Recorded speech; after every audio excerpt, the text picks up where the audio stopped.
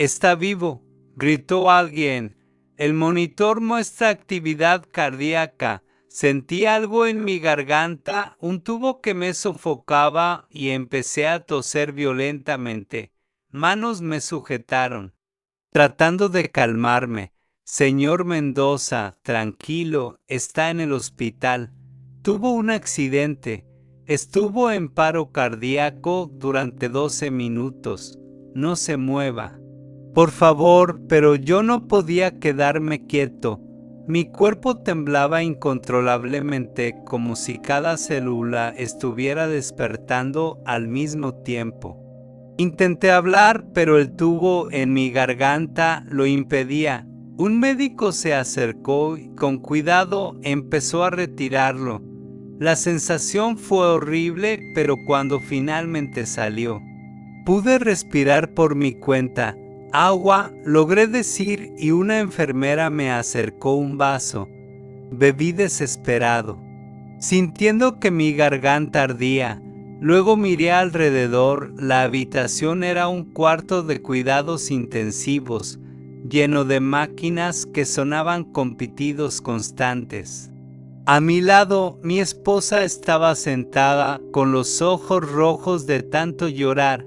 Cuando me vio despierto, se levantó de un salto y me abrazó sollozando. Tomás, pensé que te había perdido, lloró, apretándome con fuerza. Yo quería abrazarla de vuelta, pero mis brazos apenas respondían. Lo siento, murmuré. Y esas palabras salieron de un lugar tan profundo que ni siquiera sabía que existía. Lo siento tanto, mi amor. Lo siento por todo. Ella me miró confundida, pero yo seguí hablando. Fui un mal esposo. No te amé como debía. Te juzgué, te critiqué, te hice sentir que no eras suficiente. Y todo este tiempo el problema fui yo. Mi esposa se quedó en silencio, con lágrimas corriendo por su rostro. Luego me abrazó más fuerte. ¿Estás vivo?, dijo. Eso es lo único que importa ahora. Pero yo sabía que no era suficiente. Estar vivo no era suficiente si no cambiaba. Estar vivo no era suficiente si no enfrentaba todo lo que había visto. Los médicos entraron y empezaron a hacerme preguntas: mi nombre, la fecha, si recordaba el accidente. Les dije lo básico, pero no mencioné nada sobre el infierno, sobre el chavo, sobre el tribunal. Sabía que no me creerían, pero también sabía que no importaba si me creían o no. Lo que importaba era que yo había visto la verdad, y esa verdad me había cambiado para siempre. Hablé con mi esposa sobre todo, sobre mis resentimientos, sobre mi orgullo, sobre las veces que la había herido con palabras o silencios. Hablé con mis hijos, pidiéndoles perdón por las veces que los había tratado como cargas en lugar de bendiciones. Hablé con mi hermano, con quien no me hablaba desde hacía años por un conflicto tonto que mi orgullo nunca me dejó soltar. Y poco a poco empecé a reconstruir mi vida. Dijeron que podría ser una reacción extraña a la presión del traje o una quemadura por frío. Yo toqué esa marca y sentí calor. Era el punto exacto donde mi corazón de piedra se había quebrado para dejar entrar la luz.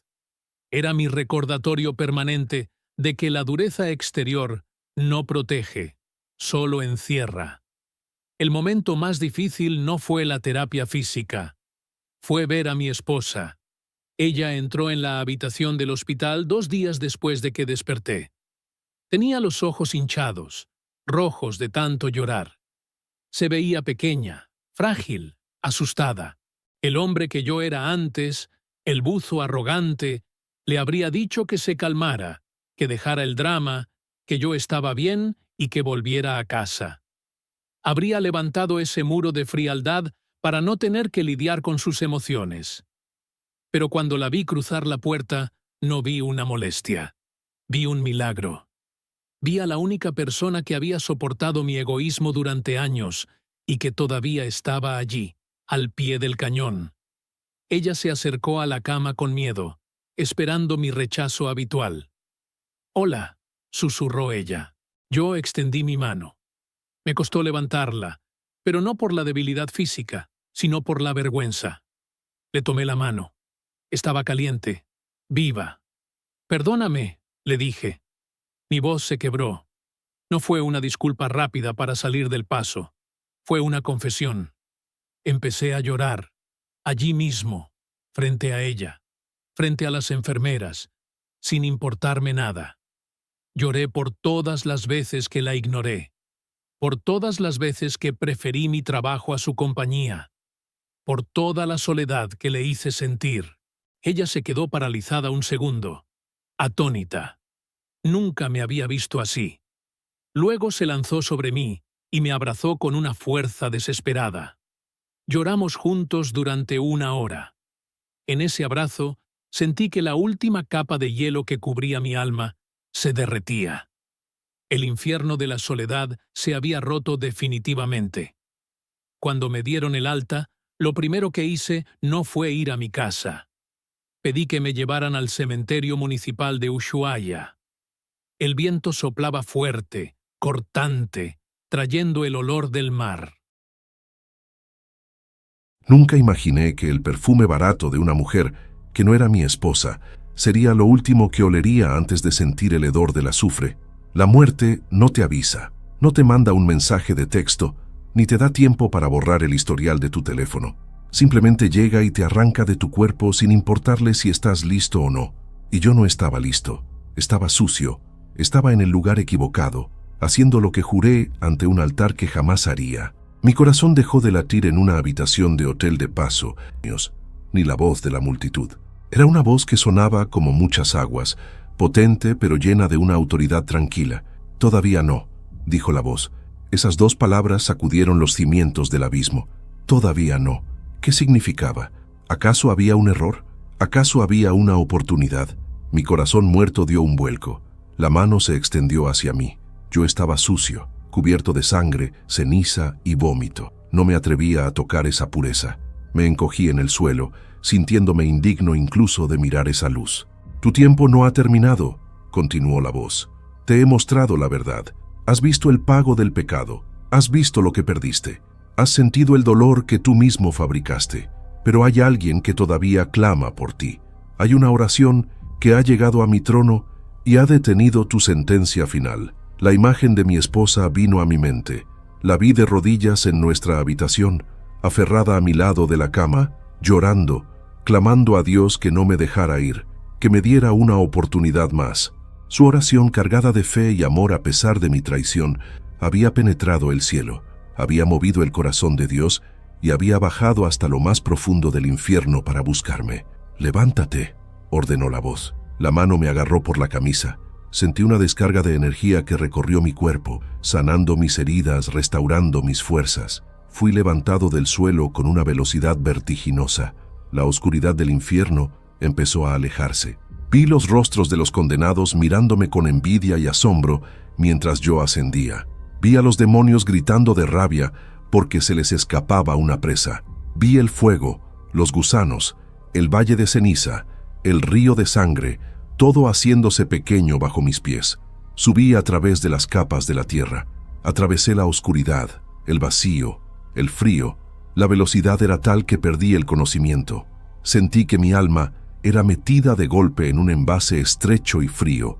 Sentí un peso enorme sobre mi pecho. Sentí dolor, pero no era el dolor del fuego. Era un dolor diferente. Era el dolor de la vida. Abrí los ojos de golpe y solté una bocanada de aire desesperada, como quien sale del fondo del mar justo antes de ahogarse.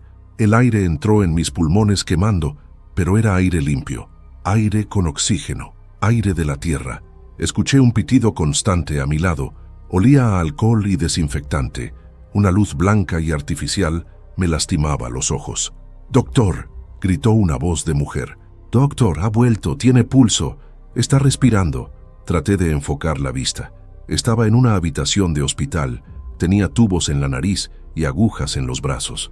A mi lado, llorando y agarrando mi mano con fuerza, estaba mi esposa, la misma mujer que vi en la visión, la misma mujer a la que traicioné. Sus ojos estaban rojos de tanto llorar, pero al verme despierto, se iluminaron con una esperanza que yo no merecía. Intenté hablar, pero mi garganta estaba seca y dolorida. Solo pude susurrar una palabra, la misma palabra que grité en el infierno junto con millones de almas perdidas, pero que ahora tenía un significado de victoria y gratitud inmensa: misericordia. Susurré, y las lágrimas, esta vez lágrimas verdaderas, de agua salada y arrepentimiento, rodaron por mis mejillas lavando la suciedad de mi alma. Los médicos entraron en la habitación como una tormenta blanca. Eran 3 o 4. No lograba distinguirlos bien porque mis ojos aún estaban ajustándose a la luz de los vivos. Revisaban los monitores, se miraban entre ellos con incredulidad y alumbraban mis pupilas con linternas pequeñas. Escuchaba palabras sueltas que flotaban en el aire estéril del cuarto. Paro cardíaco, 40 minutos, sin actividad cerebral, muerte súbita, milagro. La palabra milagro se repetía constantemente en sus bocas científicas, como si fuera un término médico que no lograban encajar en sus diagnósticos lógicos. Ellos no entendían. Buscaban explicaciones en los cables y en los gráficos del monitor, pero la explicación no estaba allí. La explicación estaba en una rodilla doblada y una oración de fe que había cruzado las fronteras de la muerte. Mi cuerpo se sentía pesado, como si llevara un traje de plomo.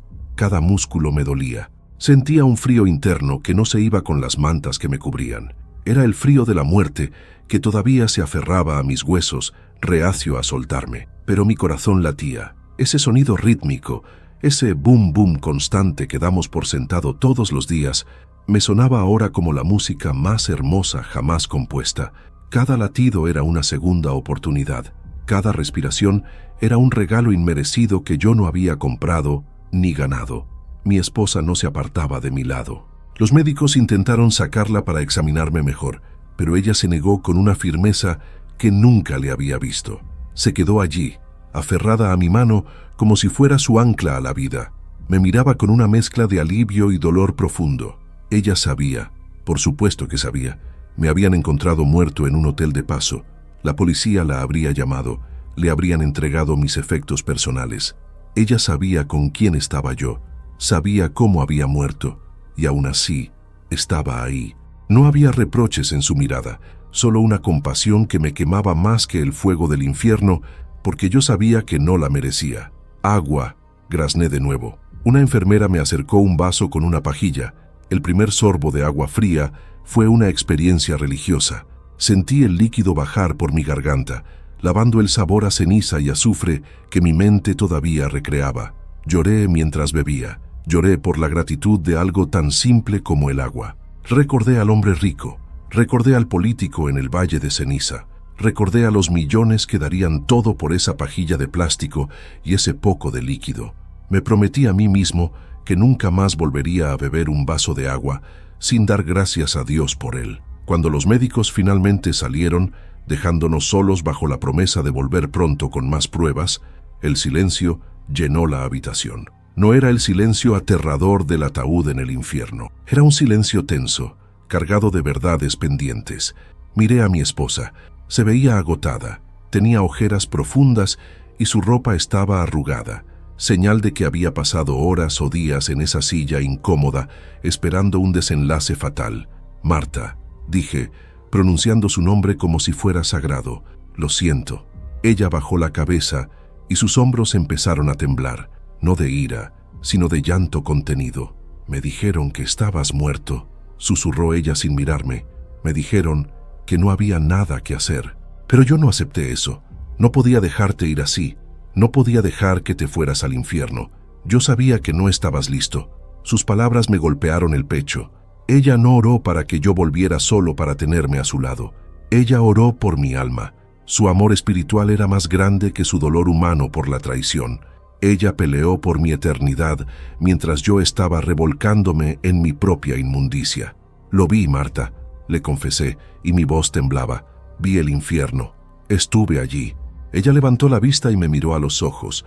Vio el terror que todavía vivía en mis pupilas. Vio que no estaba mintiendo. Vi el fuego, continué, necesitando sacar ese veneno de mi sistema. Vi a los demonios, vi mis pecados, me vi a mí mismo en una sala de tortura diseñada con mis propias mentiras. Y te vi a ti. ¿A mí?, preguntó ella. Te vi orando. Vi cómo tu oración subió como una luz y detuvo el juicio. Jesús me mostró que me diste una segunda oportunidad. No volví por ser bueno. Volví porque tú intercediste. Tomé su mano con mis 2 manos, besando sus dedos, lavándolos con mis lágrimas. Fui un necio, fui un animal. Te traicioné, Marta. Te engañé con esa mujer. Buscaba placer y encontré la muerte. No tengo cara para pedirte perdón, pero necesito decírtelo. Necesito que sepas que el hombre que murió en ese hotel se quedó allá abajo. Ese hombre egoísta, mentiroso y sucio ardió en el fuego. El que está aquí ahora es alguien que ha visto la verdad. Ella se acercó y me abrazó. Puso su cabeza en mi pecho, escuchando ese corazón que había vuelto a latir por gracia divina. Ya te perdoné, dijo ella, y su voz fue un bálsamo para mi espíritu herido. Cuando me llamaron de la policía, sentí rabia, sentí odio. Quería que estuvieras muerto para no tener que enfrentar esto. Pero Dios me habló. Dios me dijo que el amor cubre multitud de pecados. Si Dios te perdonó y te trajo de vuelta, ¿quién soy yo para condenarte? Ese es el verdadero cristianismo. No son los trajes de domingo ni los himnos cantados de memoria. Es la capacidad de perdonar lo imperdonable. Es la capacidad de amar cuando te han destrozado. En ese abrazo sentí el perdón de Dios a través de los brazos de mi esposa. Sentí que las cadenas que me ataban en el infierno se rompían definitivamente. La sala de las promesas rotas ya no tenía poder sobre mí, porque estábamos haciendo un pacto nuevo, sellado no con un anillo caliente, sino con misericordia y verdad. Sin embargo, el miedo no desapareció de inmediato. Esa noche, cuando las luces del hospital se apagaron, tuve pánico de cerrar los ojos. Tenía terror de dormirme y despertar de nuevo en el valle de ceniza. Cada vez que parpadeaba, veía las caras de los demonios, veía los gusanos, escuchaba los gritos. El trauma espiritual es una herida profunda que tarda en sanar. Mantenía los ojos abiertos, mirando el techo, recitando salmos que aprendí en mi infancia y que había olvidado. Aunque ande en valle de sombra de muerte, no temeré mal alguno. Lo repetía una y otra vez, aferrándome a cada sílaba como un náufrago a una tabla. Entendí que mi vida ya no me pertenecía. Ya no podía volver a mi trabajo y ser el mismo ejecutivo arrogante. Ya no podía juntarme con mis amigos a contar chistes sucios y planear engaños. Todo eso me daba náuseas. El mundo y sus deseos me parecían ahora tan vacíos, tan peligrosos. Veía a las enfermeras caminar por el pasillo y sentía una urgencia desesperada de detenerlas y preguntarles si conocían a Jesús. Quería gritarles: «Es real, todo es real, no jueguen con su eternidad». El fuego del infierno me había marcado, pero ahora un fuego diferente empezaba a arder en mi pecho. Era el fuego del Espíritu Santo. Sentía una necesidad imperiosa de advertir. No podía quedarme callado. Dios no me sacó de la boca del lobo para que yo me sentara en el sofá a ver televisión. Me sacó para ser un atalaya. Me sacó para contar lo que vi, para que otros no tengan que ir a ese lugar de tormento para creer. Al día siguiente, todavía débil pero con una determinación de acero, pedí una Biblia. La abrí con manos temblorosas. Las palabras ya no eran letras muertas en un papel fino. Eran vida, eran fuego, eran la única verdad que importaba. Leí sobre el hijo pródigo y lloré. Yo era ese hijo que había comido algarrobas con los cerdos y había regresado oliendo a estiércol, y mi padre había corrido a abrazarme y me había puesto anillo y calzado nuevo. Miré a mi esposa, que dormía en la silla incómoda, y juré ante Dios que pasaría el resto de mis días compensando cada lágrima que le hice derramar. Sería el esposo que ella merecía, sería el padre que mis hijos necesitaban, pero sobre todo, sería un testigo del horror y de la gloria. Un hombre que murió, vio lo que nos espera a los infieles y regresó para contarlo. Si has llegado hasta aquí, si has sentido el frío de mi relato y el calor de mi arrepentimiento, no es casualidad. Dios te trajo a esta historia por una razón. Quizás tú también tienes una doble vida. Quizás tienes secretos que crees que nadie ve. Quizás piensas que tienes tiempo. Yo también pensaba que tenía tiempo y mi tiempo se acabó en un segundo. No cometas mi error. Lo que viene a continuación es el mensaje más importante de toda mi experiencia, el mensaje que Dios me encargó entregarte directamente a ti hoy. Regresar a casa fue el viaje más largo y a la vez más hermoso de mi vida. Miraba por la ventana del auto y todo me parecía un milagro. El sol brillando sobre el asfalto, los árboles moviéndose con el viento, la gente caminando por la calle sin saber lo afortunados que eran simplemente por estar vivos. Yo había estado en un lugar donde la vida no existe, donde la esperanza es una palabra prohibida y donde la luz es un recuerdo doloroso. Volver a ver el cielo azul fue un regalo que me hizo llorar en silencio durante todo el trayecto. Mi esposa conducía tranquila, con una paz que solo Dios puede dar, sabiendo que el hombre que llevaba a su lado ya no era el mismo que había salido de esa casa días atrás con mentiras en la boca. Al entrar a mi hogar, sentí una sacudida en el espíritu. Esa casa que antes me parecía una cárcel aburrida, ahora la veía como mi santuario. Mis hijos corrieron a recibirme. Lucas, el más pequeño, se lanzó a mis piernas. Al sentir su abrazo, recordé la visión del desierto de ceniza. Recordé cómo se desmoronaba en mis manos y cómo me acusaba de haber llegado tarde. Me arrodillé en el suelo, ignorando el dolor de mis costillas todavía magulladas, y lo abracé con una fuerza desesperada. Lo besé, olí su cabello y le prometí en mi corazón que nunca más me sentiría ausente. Rompí la maldición generacional en ese mismo instante. No sería el padre que los enviaría al infierno con su ejemplo. Sería el padre que les mostraría el camino al cielo. Esa misma noche reuní a mi familia en la sala. Fue el momento más difícil de mi recuperación, más difícil que el dolor físico. Tuve que ser honesto. No les conté los detalles escabrosos del pecado para no dañar su inocencia, pero sí les pedí perdón. Miré a los ojos a mi hijo mayor y le dije que me había equivocado, que había buscado la felicidad en lugares rotos y que casi pierdo mi alma por ello. Le dije que Dios es real, que el castigo es real y que papá había recibido una misericordia inmerecida. Lloramos juntos. Esa noche, por primera vez en años, mi casa no fue un hotel donde dormían extraños bajo el mismo techo. Fue un hogar, fue una iglesia. Los días siguientes fueron de cambios radicales.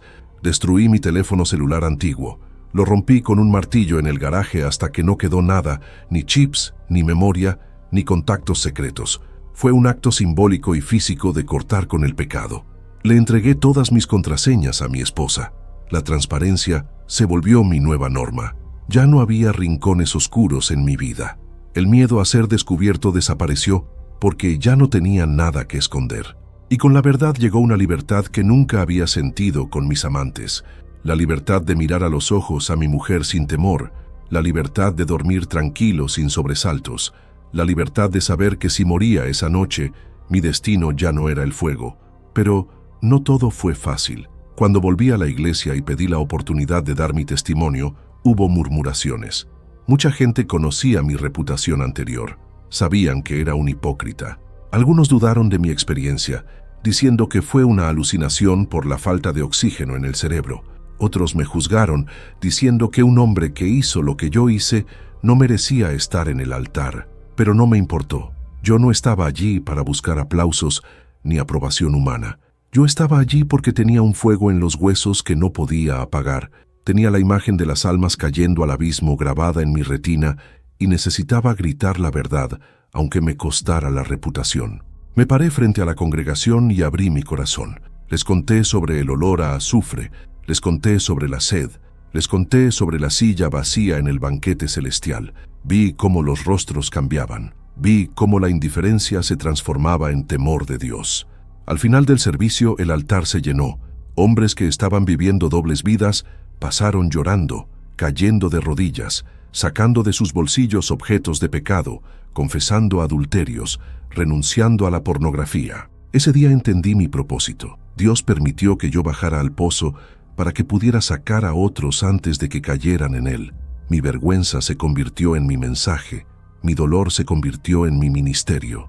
Hoy te hablo a ti, que estás leyendo o escuchando esto. No sé quién eres, pero Dios sí lo sabe. Quizás piensas que mi historia es exagerada.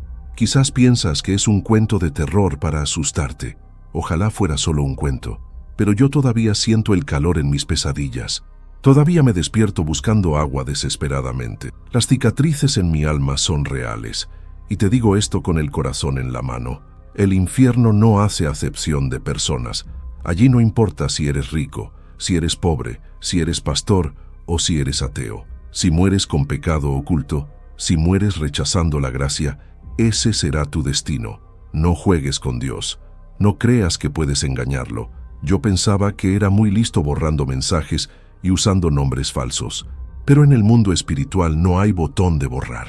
Todo queda grabado. Cada mentira, cada traición, cada momento de lujuria es un ladrillo que estás poniendo en tu propia celda. ¿Vale la pena?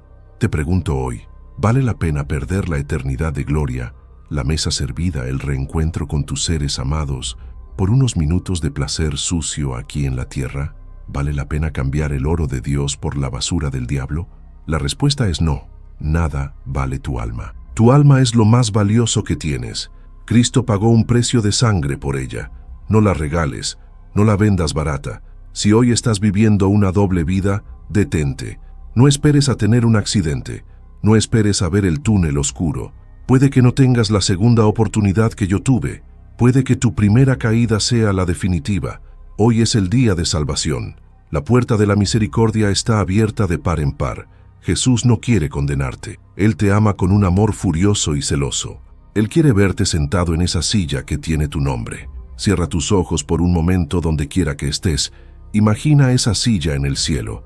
Lleva tu nombre escrito en letras de oro. Está vacía, esperándote. Dios ha preparado un banquete para ti. No dejes esa silla vacía. No dejes que un demonio se burle de tu lugar. Arrepiéntete, pide perdón, rompe con el pecado ahora mismo. Habla con tu esposa, habla con tu esposo, habla con Dios. La verdad duele, pero la verdad sana y libera. El dolor de la confesión es momentáneo, pero el dolor del infierno es eterno. Elige la vida, elige la luz. Yo soy un hombre que murió y volvió a nacer. Soy la prueba viviente de que la gracia de Dios es más profunda que el abismo más oscuro. Si Dios pudo perdonarme a mí, que pisoteé su pacto y me burlé de su amor, también puede perdonarte a ti. No hay pecado tan grande que la sangre de Jesús no pueda limpiar. Solo necesitas un corazón humilde y dispuesto a cambiar. Corre a sus brazos. Él te está esperando no con un látigo, sino con un anillo nuevo y un abrazo de padre. Gracias por acompañarme en este viaje tan doloroso, pero necesario. Si mis palabras han tocado alguna fibra en tu interior, no lo ignores. Es el Espíritu Santo llamándote. No dejes que esta sensación se enfríe. Si sientes que necesitas más alimento para tu espíritu, si quieres seguir escuchando verdades que el mundo intenta callar, te invito con todo mi amor a que te unas a esta familia. Suscríbete al canal ahora mismo. Aquí no buscamos entretenimiento, buscamos salvación. Buscamos despertar conciencias antes de que suene la trompeta final. Al suscribirte, no solo sigues un canal, te unes a un ejército de atalayas que decidimos no callar. Comparte esta historia. Mándasela a ese amigo que sabes que anda en malos pasos. Quizás este relato sea la señal que él estaba esperando para volver a casa. Hagamos que el infierno se despueble y que el cielo se llene. Dios te bendiga. Gloria en el nombre de Jesús. ¿Nos ordenan? Capítulo 3, versos 6 a 9. En el nombre sagrado de Tata, de Hijo y Espíritu Santo. Amén. Dijo también esta parábola. Tenía un hombre una higuera plantada en su viña y vino a buscar fruto en ella y no lo halló. Y dijo al viñador: he aquí, hace 3 años que vengo a buscar fruto en esta higuera y no lo hallo. Córtala. ¿Para qué inutiliza también la tierra?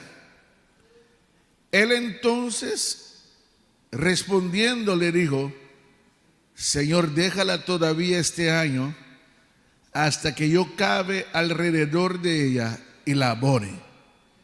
Y si diere fruto, bien, y si no, la cortarás después. Amén.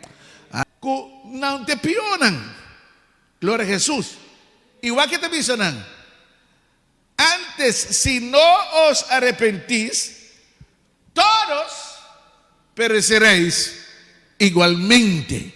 Bendito sea el nombre del Señor. Amén, hermano. Agora, que vamos compreender. Jesús não está avisando que Galileu não estava inocente. Não. Aleluia. O ponto de Jesus está que não estava tão mais culpável que outro não. Amém. Pastor, obviamente tem tendência de señalar outro facilmente, pero sem guardar na mesma direção. Se nós guardamos na própria condição. Jesus está avisando aqui, mira, tu estás culpável. Amém? Não, tu estás culpável. Qual é a palavra em nome do Senhor? Aleluia. Igual com Jesus está reforçando, usando uma outra referência. Amém? Corre bom? É notícia que na minha papi sele, tal qual Pilato faz. E Jesus que diz, mira, não quer que Galileu não esteja mais pior. Se você não arrepentir, você também lo perecer igualmente. E Jesus agora vai reforçar o ponto aí. O ponto de que se você não arrepentir, você também lo perecer igualmente. E quando referir, usando um outro exemplo. E qual exemplo está? Glória ao Senhor. No versículo 4. Exemplo está duna de 18 homens. Riba qua e torre di Siloem a cai e matan a Tur. Amém? E então se pergunta: você não quer que não está mais culpável que tu restas está viva na Jerusalém? Amém? Então pensando na você não quer que vítima não de acidente e coisas crueles. Aleluia. Mas homem, primeiro coisa para incitar para o ende. Pilato mata está em Galileia. Pero essa aqui estava acidente, ou não? Camina todo na calle e mata 18. Aleluia. E está tem comentário. Por isso, se não Jesus não te usa exemplo, está tem comentário do pueblo avisando, está para sobra nada pecador. Está sobra nada mal gente. Está sobra, aleluia, nada se costa malo. Está pensando em costa a passa que 18 não. E Jesus está com exemplo e diz, dá-me para trabalho algo. Você não está querendo que nada mais pecador que tu restante está viva na Jerusalém. Bendito seja o nome do Senhor. Aleluia. Amém, minha irmã? Pues, mira com Jesus cambia a pergunta. Ou seja, não diz que significa, sino na quem está dirigido isso mesmo. Amém? É que ela não compreende que arrependimento está uma prioridade. Mister arrepentir. Amém? É só como de picar. Por exemplo, esnanca muri, matar para Pilato. Esnanca muri, passou a torre de Siloem, a cair ribanan. Alabanza al Señor. No te importa cuánta instancia, pero si no morir, pero si no arrepentir, nada va a perder. Amén, hermana. ¿Cuál es la palabra en nombre del Señor? Aleluya. O sea, este mostramos que Job no te pensa que no lo muri pronto. O sea, que no pensa que no te morir, hermano. Aleluya. Glória ao Senhor. Agora a pergunta está: é momento que não morre? Não estava claro? Amém? Não estava preparado. Para o momento, glória ao nome do Senhor. E nota, dois dias, Jesus também disse a mesma coisa. A menos que vos arrepentir, vos também lo perecer igualmente. Amén. Bendito sea el nombre del Señor. Aleluya. O sea, está papeando de un corazón arrepentido. Verdade, um arrependimento que está tomando lugar. É dia que nós vimos a Cristo. Amém? Pero hope durante nossa trajetória como cristiano, tem hope coisas que nós temos que arrepender de. Hope erro que nós temos que arrepender de. Quando fala em nome do Senhor. Se nós caímos por perdão de Deus, se nós caímos a favor de Deus, arrependimento é necessário. Bendito seja o Senhor. Aleluya. Y llenan pues, Jesús también 30 kunan de parábola. Amén.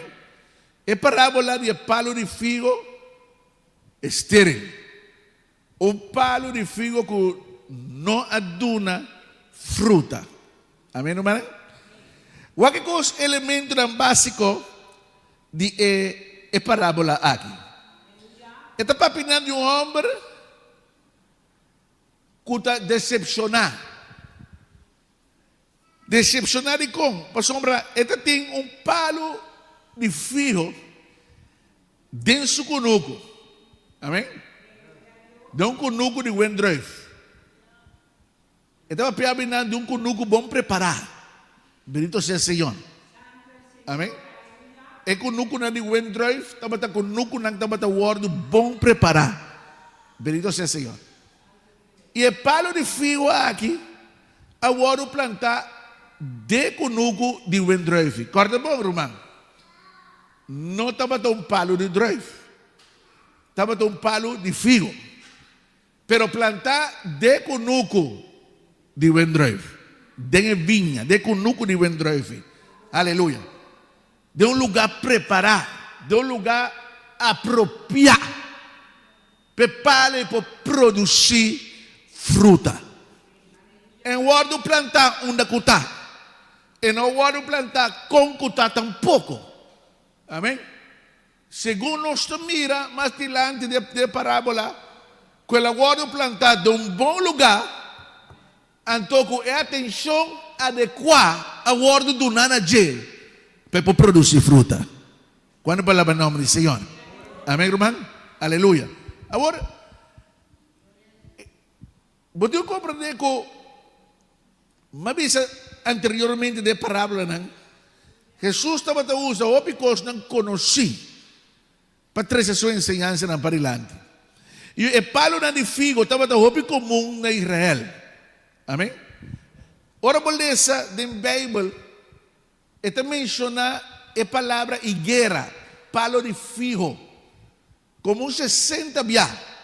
Está referindo a palo e glória a Jesus. Ou seja, este é um palo mais importante mencionar de a palavra do Senhor. Ou seja, ora Jesus tem papo com de palo de higuera aqui, de palo de figo aqui, que não há uma fruta, não sabe de que palo Jesus está papiando. Qual é a palavra em nome do Senhor? Amém, irmã? Aleluia. E com o dono de Hofia aqui, de conuco aqui, também mira que o palo de figo aí não está dando fruta, então está tomando a decisão de cortar fogo. Amém? Cape tirar fogo. Glória a Jesus, para sombra. Para que tem nada? Não tem utilidade em gente e não está dando fruta. Aleluia. Então tem nada que ainda é guardador de conuco. Aleluia. Está decidido de intervenir, de interceder, se me pode dizer assim, na favor de palo de figo. Está trata de convencer dono, mira, não cortei ainda, do não há mais. Permiti-me tracuné, permiti-me boné, aleluia.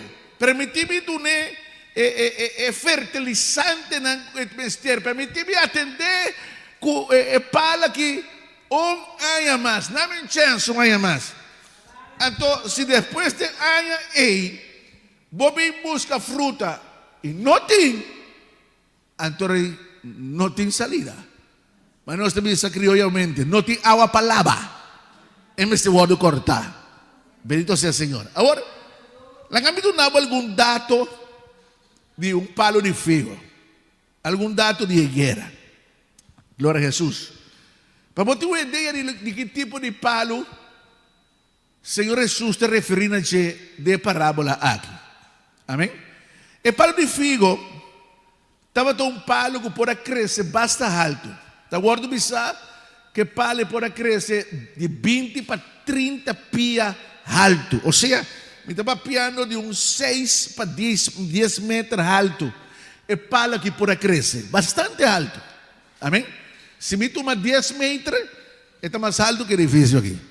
Bendito sea el nombre del Señor. Amén. Aleluya. Pues, y no solamente ese el tronco, obvia, tiene un diámetro de más o menos 1 metro de ancho. Vamos a con ancho de palo por abira. Vamos a imaginar un tronco de palo con su diámetro. ¿Está 1 metro? Gloria al nombre del Señor. O sea, un palo bastante grande y bastante fuerte. Bendito sea el Señor. Aleluya. Y ahora spray su rámana. El rámana podrá extender entre 25 para 30 pía. Gloria a Dios. O sea, de otras palabras, podemos ver hermano, con un palo hopi grande. Después crece, mira, hopi grande. Gloria al Señor. E o pálito tem algo inusual, algo que você não mira de outro tipo de mata, não. Palo não assim, palo de fruta não assim. Por sombra, o palo aqui, irmão, ele tem capacidade de produzir até 3 dias para ano. Amém? De um solo ano, pode produzir cosecha de figo como 3 días. Bendito sea el nombre del Señor. El primer cosecha, glória a Jesus, está a produzir palo bio. No começamento de ano, o palo tem algum conope verde que está aparecendo na final de Ramadan. Aleluia. E conope verde que está aparecendo ribe Ramadan, não está chamar pahim. Amém?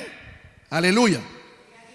E pahim, que está maneira fruta, não também doce, não também suculento, que ora é figo mes sale. Pero pahim estava comível. Amém? Estava algo que pode comer. Então, aunque não estava figo real, glória a Jesus, estava de maneira superfície para produzir figo. Viram mais compreendendo? Ou seja, pahim estava a mostrar que para aqui estava uma fruta. Quando palavra em nome do Senhor. Amém? Aleluia. E o palo de figo é único de sentido que porta de pleno fruta, e emblache e flor na flor no mesmo momento. Maioria palo não, aleluia. Ora não vem duna fruta, obviamente duna é flor promê, depois flor está aí, ou não? E a fruta também. Prepara aqui, porta está lleno de blache, lleno de flor, e no mesmo momento também, lleno de fruta. Glória ao Senhor. Estava um palo inusual. Glória a Jesus. E a primeira cosecha, o Bíblia, estava madurando em junho. E de 2 de setembro, e se tinha de 3 cosechas, essa aqui o Bíblia estava sucedendo já na final de ano, em dezembro. Agora, em São Marcos Jesus, Mira, irmã, te acorda de versículo 12 para 14, Jesus está maldicionando um palo de figo. Amém? Sim ou não? Glória em nome do Senhor. Então mostrava que Jesus também no palo de figo e também busca algo. O que também busca? Leia Marcos 11, verso 12 para adelante. Aleluia. Hermana Maria Victoria, le sepa, mi hermano. 12 al 14.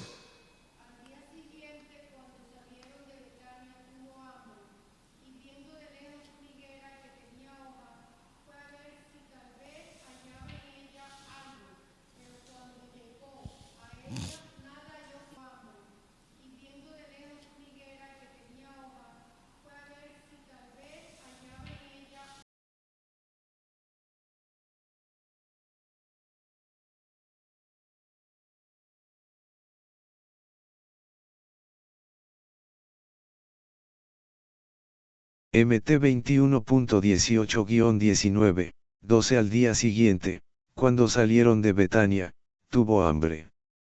13 Y viendo de lejos una higuera que tenía hojas, fue a ver si tal vez hallaba en ella algo, pero cuando llegó a ella, nada halló sino hojas, pues no era tiempo de higos. 14 Entonces Jesús dijo a la higuera, nunca jamás coma nadie fruto de ti. Y lo oyeron sus discípulos.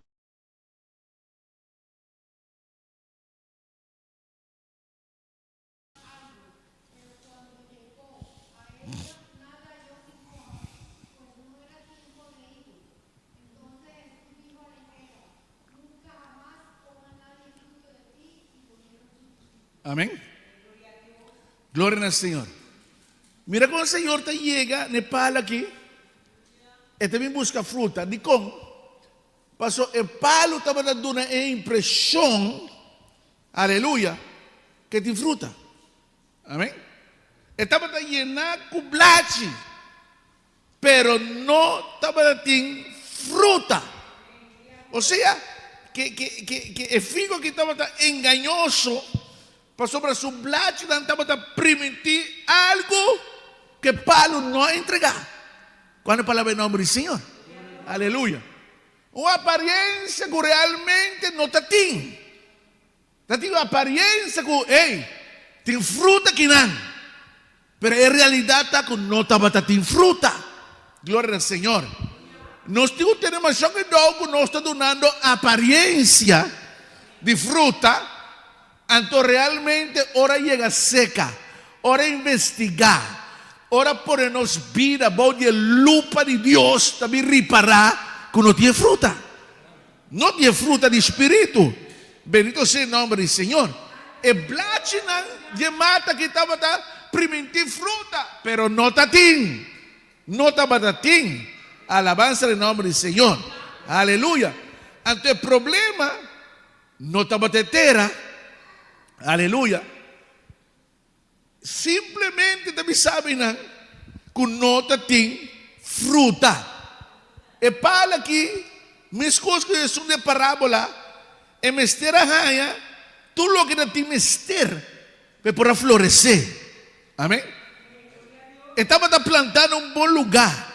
Ela cresce de uma boa terra. Estava a desfrutar de aguacero. Estava a desfrutar de solo, hermano. Pero assim na mês, e não dá uma fruta. E não estava frutífero. Bendito sea el nombre del Señor. Amén, hermana. Aleluya. Pues, el palo aquí, hermano. Gloria a Jesús. Me está batalla de facultad de duna fruta. Y como no estaba de fruta, aleluya. Aunque no tiene blachidan. Pero como no tiene fruta, señora maldicioné. Pasó el hecho que estaba en blachi. Estaba a señal, perdón, he hecho que el Señor ahí llega seca y no haya fruta en momento, ese estaba a señal que pale lo no ve de una fruta tampoco. Ahora el tiempo de cosecha llega. Quando palavra em nome do Senhor? Quando palavra em nome do Senhor? Amém? Ou seja, que para que não tem nada de oferecer, e pensei, Jesus está maldicionando. Estava um palo inútil, um palo que não estava apto para nada outro. A única coisa que ele estava servindo para o gordo cortar. Amém? O gordo dirá de candela para nada mais e não estava a servir. Glória ao Senhor. Aleluia. Vayendo back na Lucas 3. Glória ao Senhor. De parábola que o Senhor te dá aqui não. Te les dan hope sério para nós. Amém? Nós te palo de figo. Me pergunta na botar na noite, bota donando fruta? Amém? Wag algo de parábola aqui. Ora o dono te chega, o dono de kunugo te chega, e te chega no hofi, e te chega no kunugo com uma expectativa, ou não? E te chega não com intenção, ela vai não diz para pai, e não vai não diz para canaqueiro dentro do hofi, amém? Bodi holoje mata nang e sombra que tem de hofi, não? Ela vai com meta de ofi. E a parábola te mostrava que ela vai com meta que anteriormente acaba. Amém? Essa que não te prometia que te vai de ofi, que a intenção de buscar fruta no palo de figo. Ela se acaba. Ela se anteriormente acaba. Bendito sea el nombre del Señor. Amén. O sea, que também com certa expectativa, e também por ganhar algo em não, algo que ela invertida em G, algo que te espera, algo de G, e mata e mexendo uma fruta, mas plantei de monteira, aleluia, para 3 anos me provee bom cuido pé, aleluia. Para sombra, ela lague de man, de cuidador de kunuko, pe cuidador de kunuko por teinan constantemente, trabajando que mata aqui, pe por una fruta. Bendito sea el nombre del Señor. Amén. Un propósito é tim que mata. E não planta mata de figo aí, pe colocar uma maca dentro e com fresco. Amém.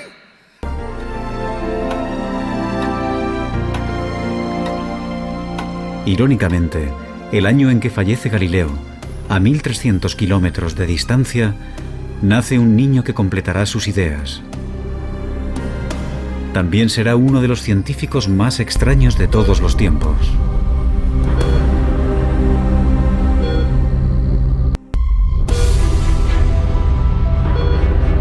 Seguramente no ha habido ningún otro científico que haya trabajado tan duro, sin reparar en comer, dormir o relacionarse con otros, como Isaac Newton. Isaac Newton fue una figura mucho más oscura. Era un solitario, una persona patológicamente incapaz de conversar. Se podría decir que tenía una obsesión. Yo diría que es el ejemplo más claro que se me ocurre de una persona consumida por su trabajo. Posiblemente también sea el mayor científico de todos los tiempos. A su nacimiento, la física es un campo prácticamente inexplorado. Antes de morir, descifra con exactitud las leyes que describen cualquier tipo de movimiento, desde la caída de una manzana hasta las órbitas de los planetas. Simplemente no tenemos constancia de que haya existido ningún otro hombre semejante a Newton.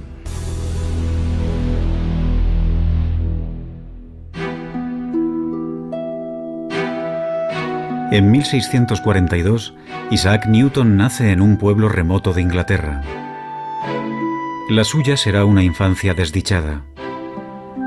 Su padre muere antes de su nacimiento y con tan solo 3 años Su madre lo envía a vivir con una abuela severa y puritana. Cuando su madre se volvió a casar y lo dejó con su abuela, Newton se sintió traicionado y solo. Y yo creo que nunca superó aquello.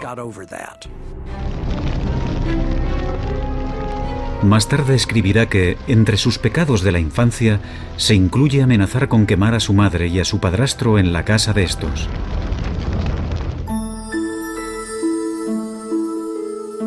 A Newton no siempre le va bien en la escuela. Pero despierta la curiosidad en el pueblo porque construye aparatos mecánicos extraordinarios, como molinos de viento. Un maestro de la escuela convence a su madre para que lo envíe a la universidad. En el Trinity College de Cambridge, la mayoría de los estudiantes se dedican más a beber y a la juerga que a estudiar. Newton prefiere aislarse y permanecer solo. A su alrededor había un montón de gente que no tenía ni el más mínimo interés por los libros, gente que procedía de familias acomodadas. Debía de sentirse totalmente fuera de lugar, y sabiendo cómo actúan los estudiantes, supongo que lo consideraban el bicho raro. Newton es un puritano obsesionado con el pecado. Se autoimpone un estricto control emocional y sexual y lleva una existencia solitaria, monacal. Newton era muy diferente a Galileo, porque era la persona más reservada de la que hayas podido oír hablar nunca. No se molestaba en intentar hacer amigos, y le resultaba difícil relacionarse, simplemente se apartaba de la gente. En toda su vida no tuvo aventuras amorosas ni apenas amigos. Algunos estudiosos especulan sobre una posible homosexualidad de Newton. Otros opinan que quizás, simplemente, decidió que no tenía tiempo para nada que no fuera trabajo. Se cree que murió virgen.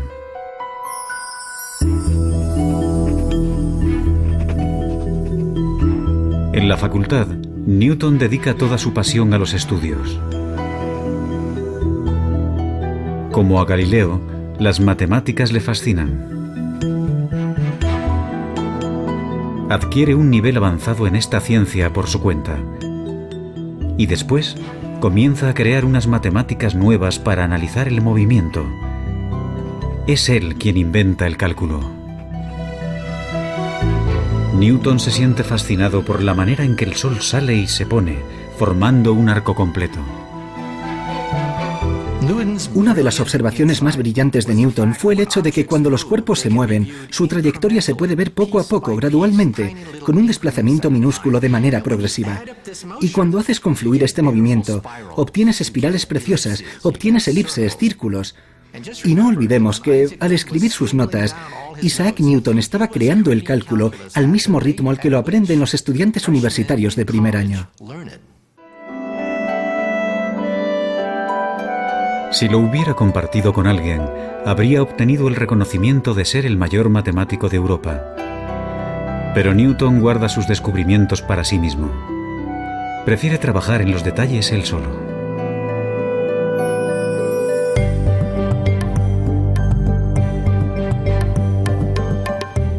Algunos años después, a los 24 años, Newton está viviendo en casa de su madre. En ella, tendrá la inspiración que revolucionará totalmente la física. Desvelará el misterio del movimiento de los planetas. Isaac Newton veía el mundo de manera gráfica, geométrica. Y un día, mientras paseaba por la finca, vio caer una manzana. A continuación, alzó la vista y vio la luna. En ese momento se planteó la pregunta clave, la pregunta que resolvería el misterio de la esfera celeste. Si una manzana cae, ¿también cae la luna? Y entonces tuvo una de sus mayores inspiraciones. Se dio cuenta de que la gravedad, de la misma manera que atrae una manzana y hace que ésta caiga sobre la Tierra, podría ser la misma fuerza que atrajera la luna, esa luna que hay en el cielo, y que la hiciera caer dando vueltas sobre la Tierra. Mientras que Galileo empezó a estudiar cómo la gravedad actúa sobre la Tierra, Newton es el primero en darse cuenta de que esa gravedad también mueve los planetas y los astros. Eso supuso un cambio revolucionario. Básicamente, Newton demostró que las leyes que rigen los cielos son las mismas que las de aquí abajo en la Tierra. Pero cuando intenta descifrar los detalles, unos problemas matemáticos muy complejos se interponen en su camino, y mantendrá en secreto su gran descubrimiento durante casi 20 años.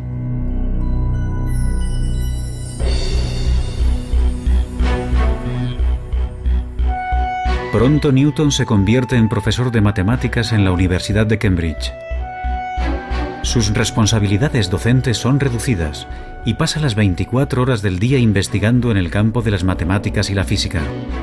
Sus colegas no tardan en reparar en su genialidad, así como en su extraña y esquiva naturaleza. En 1672, gracias al invento de un nuevo telescopio, Newton es admitido en la Royal Society, la asociación inglesa de los científicos más destacados. Halagado, permite que publiquen un artículo brillante sobre óptica. No obstante, cuando el gran físico Robert Hooke, equivocado, pone en duda su teoría, Newton entra en cólera y amenaza con abandonar la asociación. Su reacción ante las críticas es casi siempre explicar cuidadosamente por qué lo que acaba de decir la otra persona es una completa estupidez. Tenía una personalidad extremadamente frágil. Como ha dicho uno de sus biógrafos, o mandaba o se enfadaba. Y pasaba mucho tiempo enfadado. Algunos historiadores especulan sobre si el carácter vengativo de Newton, su extremada susceptibilidad a la crítica y su trabajo obsesivo pudieran ser síntomas de una enfermedad mental como un trastorno maníaco-depresivo.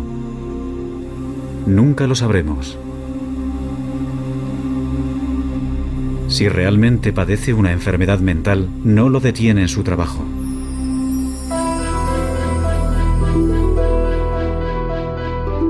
Sentarse en la silla y no distraerse, concentrarse, obsesionarse con un problema durante años, sin parar, hasta que lo resolvía. Al final, Newton reaparece con una obra maestra que transformará el mundo, Los Principia. Puesto que es un simplista inquebrantable, Newton se centra en los fundamentos básicos. Desvela cómo la masa interactúa con la fuerza, la inercia y la aceleración.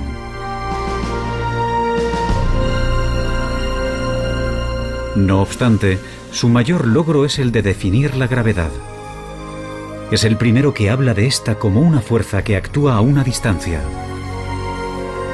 Y consiguiendo avances matemáticos increíbles, Newton establece las leyes precisas que determinan el movimiento de todos los cuerpos. Los Principia de Newton, publicados en 1687, supusieron una revolución científica.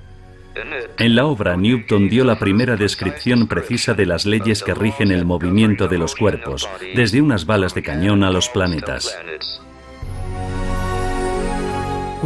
Si se miran los Principia y el número de problemas matemáticos resueltos en esa obra, y pensando que la escribió en un periodo de 18 meses, queda claro que no se trata de un ser humano normal en ninguna de sus acepciones.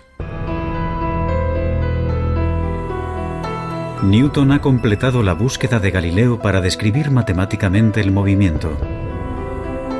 No obstante, 200 años después, otro rebelde arrogante descubrirá que a velocidades muy altas las leyes de Newton no se cumplen y que el universo es más extraño de lo que nunca nadie había imaginado. Tuvo la oportunidad. Tu pecado no fue el odio, Aurelio. Espejo. Yo me lo gané. Yo tenía derecho. La neutralidad es el pecado más sofisticado, respondió la entidad, implacable. Creíste que el infierno era para los que hacían el mal activamente. Pero el infierno está lleno de gente que simplemente no hizo el bien cuando tuvo la oportunidad. Tu pecado no fue el odio, Aurelio. Tu pecado fue la indiferencia. La indiferencia es el opuesto exacto del amor. La criatura giró, mostrándome otro fragmento en su hombro. Vi a una adolescente de la iglesia que quedó embarazada. Recuerdo el escándalo. Recuerdo cómo la citamos ante el consejo de ancianos. Yo no le grité, no la insulté. Simplemente le dije con voz suave y triste que por la santidad del templo, ella no podía seguir cantando en el coro y que sería mejor que asistiera a otra congregación hasta que restaurara su vida. La expulsé con una sonrisa piadosa. La visión del espejo mostró lo que pasó después. La chica caminando hacia un puente, sola, rechazada por la única familia que tenía, convencida de que Dios la odiaba porque su pastor la había desechado. No saltó, pero esa noche algo murió dentro de ella. Nunca volvió a pisar una iglesia. Su vida se deshizo en drogas y dolor años después. Tú no la empujaste, dijo la entidad. Simplemente te apartaste y la dejaste caer. Te lavaste las manos. Y ese agua con la que te lavaste las manos es la que ahora te ahoga. Caí de rodillas sobre el suelo de espejo. El horror de esta revelación era peor que el peso de las piedras. Yo había construido una fortaleza teológica donde no pecar significaba no fumar, no beber y no decir malas palabras. Pero había ignorado por completo la demanda salvaje y radical del Evangelio, dar la vida por el hermano. Yo no era un soldado de Cristo, yo era un burócrata de la religión. Había administrado lo sagrado sin dejar que me tocara. Yo no sabía, sollocé, golpeando el suelo de cristal con mis puños. Nadie me enseñó esto. En el seminario nos enseñaron a proteger la imagen del ministerio. Lo sabías, cortó la entidad, y su voz sonó ahora como un trueno subterráneo. Estaba escrito en el libro que decías amar. Apartaos de mí, malditos, al fuego eterno, porque tuve hambre y no me disteis de comer. Lo leíste 1000 veces, lo predicaste, pero pensaste que era una metáfora. Pensaste que se aplicaba a otros, no a ti. La criatura de espejos comenzó a desmoronarse. Los fragmentos cayeron al suelo con un sonido de lluvia cristalina, pero no se dispersaron. Se reorganizaron alrededor de mí, formando un círculo de espejos altos y perfectos. Ahora estaba rodeado. Mirara donde mirara, me veía a mí mismo, pero la imagen ya no era estática. Mis reflejos comenzaron a moverse independientemente, actuando todas las escenas de cobardía moral de mi vida. Vi las veces que no defendí a un colega calumniado para no perder popularidad. Vi las veces que voté en comités para cancelar ayudas misioneras y comprar mejores equipos de sonido.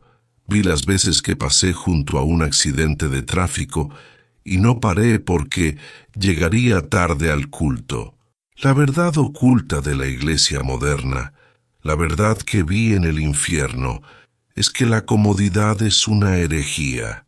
Creemos que podemos ser cristianos sin sacrificio. Creemos que la salvación es un seguro contra incendios que no nos cuesta nada.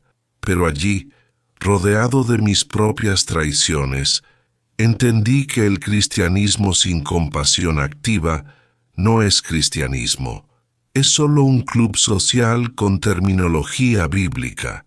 El dolor de ver mi verdadera naturaleza fue insoportable.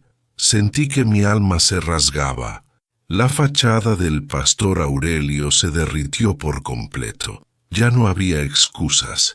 No había demonio a quien culpar. Era yo. Siempre había sido yo.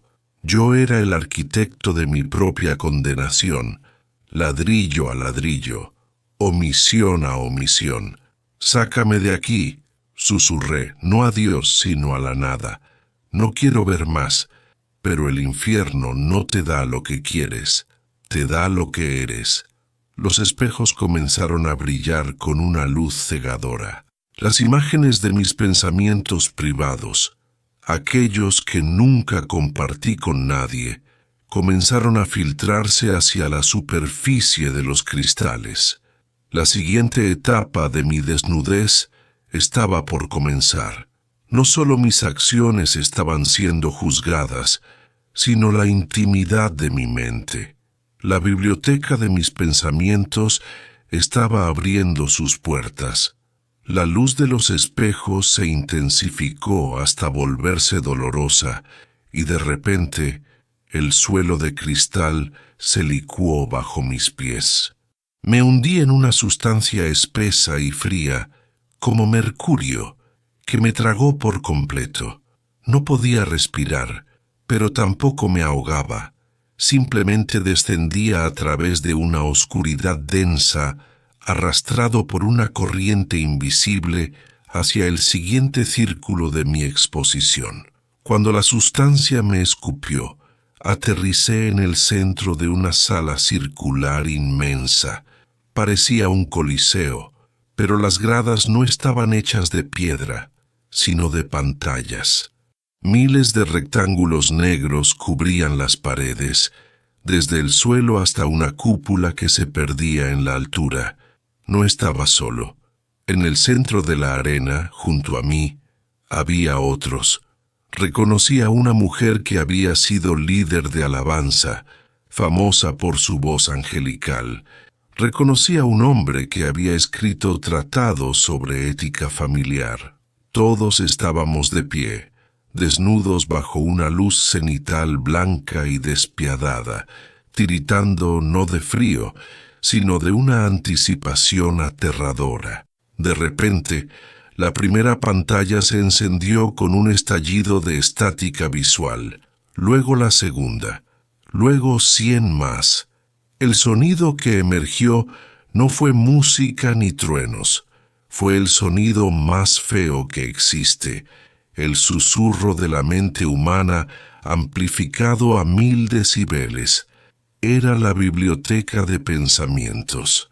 Aquí no se juzgaban las acciones, aquí no importaba lo que habías dicho con la boca, aquí se proyectaba lo que habías pensado mientras sonreías. La privacidad, ese último refugio del pecador, había sido abolida. Una pantalla gigante frente a mí mostró mi rostro. Era un primer plano de mis ojos durante un servicio dominical hace 5 años. Yo estaba en el púlpito, con las manos levantadas, dirigiendo la oración final. Mi boca decía: Señor, bendice a estos tus hijos, llénalos de tu amor. Pero el audio de la pantalla no reproducía mi voz hablada, reproducía mi voz mental en ese exacto segundo. Y la voz retumbó en todo el coliseo, clara, cínica y aburrida. Espero que esto termine rápido. El partido empieza en 20 minutos y tengo hambre. Si la hermana Marta empieza a llorar otra vez, me voy a volver loco. ¡Qué mujer tan pesada, siempre queriendo llamar la atención! El audio golpeó las paredes. Los otros condenados se giraron para mirarme. La vergüenza me quemó la cara con una intensidad física, como si me hubieran arrojado ácido. Yo era el pastor amoroso.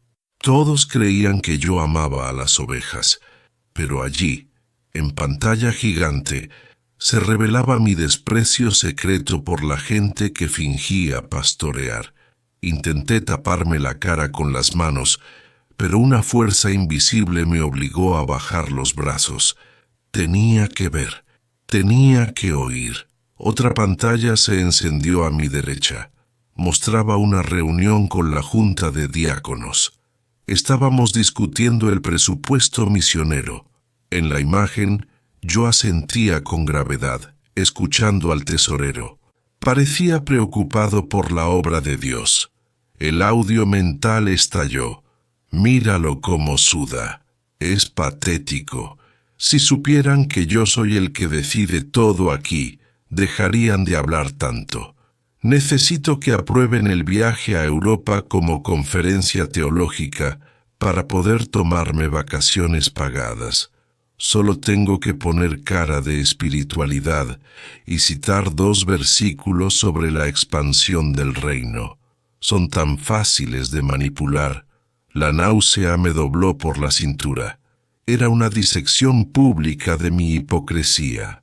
En la tierra, yo era un maestro de la máscara. Podía estar hirviendo de ira por dentro y mostrar una sonrisa mansa por fuera. podía estar codiciando dinero o fama y hablar de humildad. Nadie podía ver mi corazón. Yo me sentía seguro en mi castillo interior. Pero aquí, las paredes del castillo eran de cristal transparente. El tormento se intensificó. Las pantallas comenzaron a mostrar pensamientos más oscuros, más viles. Vi una escena donde saludaba a un pastor joven que acababa de abrir una iglesia en mi ciudad y estaba teniendo mucho éxito. En la imagen física, yo lo abrazaba y le decía: «Bienvenido, hermano, estamos para servirte». El audio mental rugió con veneno puro. Ojalá fracases. Ojalá te metas en un escándalo y cierres en 6 meses. Me estás robando gente. ¿Quién te crees que eres? Esa iglesia es mía.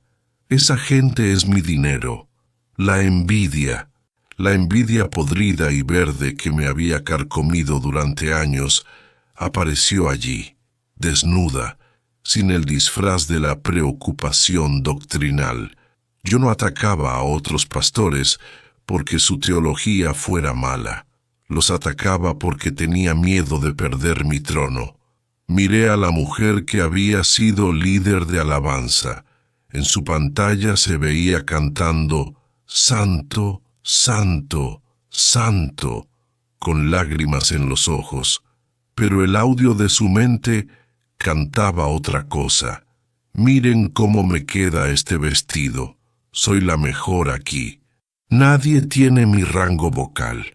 Ese pianista es un inútil, me está arruinando el solo». Ella gritaba de horror al verse expuesta, intentando esconderse detrás de otro condenado, pero no había sombra. La luz de la verdad lo penetraba todo. Entendí entonces que el fuego del infierno no es una llama física. El fuego es la vergüenza. Es la incapacidad absoluta de ocultar quién eres realmente. Es la exposición total de tu miseria moral ante el universo. No hay tortura mayor para un hipócrita que ser visto tal cual es. Las imágenes se aceleraron. Era un bombardeo. Pensamientos lujuriosos mientras aconsejaba a mujeres en crisis. Pensamientos de arrogancia intelectual mientras leía la Biblia. Pensamientos de burla hacia los ancianos que oraban lento. Pensamientos de cálculo frío sobre cuánto dinero podía sacar de una ofrenda especial. Cada pensamiento era una cuchillada. Cada secreto revelado era un golpe. Me sentí sucio. Me sentí como una tumba abierta llena de huesos podridos, tal como Jesús lo había descrito. Yo era un sepulcro blanqueado. Por fuera, pintura blanca y flores. Por dentro, muerte y corrupción. Caí al suelo del Coliseo, tapándome los oídos, pero el sonido venía de todas partes. «¡Basta!», grité, mi voz quebrándose. «¡Basta, por favor! Lo admito. Soy falso. Soy un actor». Las pantallas se congelaron en una sola imagen. Era yo, el día de mi ordenación pastoral, hace 40 años. Era joven, tenía el pelo negro y los ojos brillantes. Estaba de rodillas en el altar. El audio de ese momento fue diferente. Era un susurro tímido, sincero, casi imperceptible en medio del ruido anterior. «Señor, no sé nada. Ayúdame a amarlos. No quiero fama. Solo quiero servirte». El silencio cayó sobre la sala. Ese pensamiento, ese pequeño y frágil pensamiento de mi juventud, flotó en el aire. Fue el único momento verdadero de mi vida. Y el dolor de ver lo lejos que había caído desde ese punto de partida fue devastador. Había empezado bien. Había empezado con un corazón real, pero en algún punto del camino cambié a Dios por la religión, Cambié el servicio por el estatus, y poco a poco, pensamiento a pensamiento, me había convertido en el monstruo que las pantallas mostraban ahora. La comparación entre el joven sincero que fui y el viejo cínico que murió me rompió por dentro. No fue el diablo quien me corrompió, fui yo. Fue mi propia negligencia diaria, mi propia tolerancia a las pequeñas mentiras internas. El suelo del Coliseo comenzó a vibrar. La vergüenza había alcanzado su punto crítico.